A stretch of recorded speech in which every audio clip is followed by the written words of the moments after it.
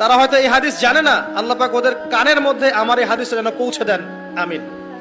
নবী সাল্লাল্লাহু আলাইহি ওয়াসাল্লাম বলেছেন, আমি মেরাজের রাতে যখন গিয়েছি তখন এক শ্রেণীর মানুষকে দেখেছি, ওদেরকে শাস্তি দেয়া হচ্ছে। কি শাস্তি? জাহান্নামীদের রক্ত এবং পুঁজ ওদেরকে খেতে দেয়া হচ্ছে। জিবরাইল আলাইহিস সালামকে জিজ্ঞাসা করা হলো যে এরা কারা? তিনি বললেন, এরা আপনার উম্মতের সেই সব ব্যক্তি যারা মাদকদ্রব্য সেবন করত।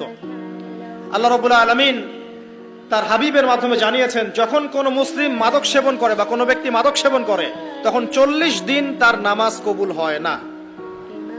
এরপর যদি সে তওবা করে তাহলে আল্লাহ পাক তার তওবা কবুল করবেন ইনশাআল্লাহ। যদি সে আবারও মাদক খায় তওবা করার পর, আবার 40 দিন তার নামাজ কবুল হবে না। যদি সে আবার তওবা করে আল্লাহ পাক আবার তাকে মাফ করে দিবেন। যদি সে আবারও মাদক খায় আবার 40 দিন তার নামাজ কবুল হবে না। তারপর যদি আবার তওবা করে আবার আল্লাহ তাকে মাফ করে দিবেন। এরপরেও যদি সে আবার মাদক দ্রব্য সেবন করে, নবী সাল্লাল্লাহু আলাইহি ওয়াসাল্লাম বলছেন তাকে আল্লাহ রাব্বুল আলামিন পরকালে মৃত্যুর পরে তিনাতুল খাবাল পান করাবেন। তিনাতুল খাবাল। জিজ্ঞাসা করা হল, ইয়া রাসূলুল্লাহ, তিনাতুল খাবাল কি জিনিস?